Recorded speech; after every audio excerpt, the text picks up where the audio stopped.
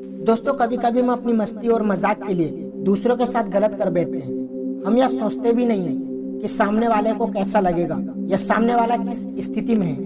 दोस्तों, आज हम इस वीडियो में एक पिता अपने पुत्र को जो सीख देता है वो मैं आपसे शेयर करना चाहता हूँ, ताकि आप भी समझ सके हमें अपने आनंद के लिए किसी के साथ मजाक नहीं करना चाहिए। चलिए शुरुआत करते हैं। दोस्तों, एक पिता और पुत्र साथ टहलने निकलते हैं।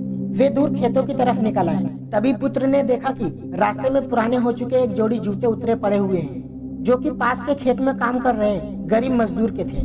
पुत्र को मजाक सूझा। उसने पिता से कहा, क्यों ना आज की शाम को थोड़ी शरारत से यादगार बनाएं। आखिर मस्ती ही तो आनंद का सही स्रोत है। पिता ने असमंजस से बेटे की ओर देखा। पुत्र बोला, हम ये जूते कहीं छुपा कर झाड़ियों के पीछे छुप जाएं। जब वो मजदूर इन्हें यहाँ नहीं पाकर घबराएगा तो बड़ा मजा आएगा। उसकी तलब देखने लायक होगी और इसका आनंद मैं जीवन भर याद रखूंगा। पिता पुत्र की बात को सुनकर गंभीर हुए और बोले, बेटा, किसी गरीब और कमजोर के साथ, उसकी जरूरत की वस्तु के साथ इस तरह का भद्दा मजाक कभी न करना। जिन चीजों की तुम्हारी नजरों में कोई कीमत नहीं, वो उस गरीब के लिए बेशकीमती है। तुम्हें ये शाम यादगारी बनानी है तो आओ, आज हम इन जूतों में कुछ पैसे डाल दें और छुप कर देखें कि इसका मजदूर पर क्या प्रभाव पड़ता है। पिता ने ऐसा ही किया और दोनों पास की ऊंची झाड़ियों में छुप गए। मजदूर जल्द ही अपना काम खत्म कर जूतों की जगह पर आ गया। उसने जैसे ही एक पैर जूते में डाले, उसे कुछ चीज का आभास हुआ। उसने जल्दी से जूते हाथ में लिए और देखा कि अंदर कुछ पैसे पड़े थे। उसे बड़ा आश्चर्य हुआ और वो पैसे हाथ में लेकर बड़े गौर से उन्हें देखने लगा। फिर वह इधर उधर देखने लगा कि उसका मददगार शख्स कौन है। दूर दूर तक कोई नजर नहीं आया तो उसने पैसे अपने जेब में डाल लिए। अब उसने दूसरा जूता उठाया, उसमें भी पैसे पड़े थे। मजदूर भाव विभोर हो गया। वो घुटनों के बल जमीन पर बैठा आसमान की तरफ देखकर फूट फूट कर रोने लगा। वह हाथ जोड़कर बोला, हे भगवान, आज आप ही किसी रूप में यहाँ आए थे।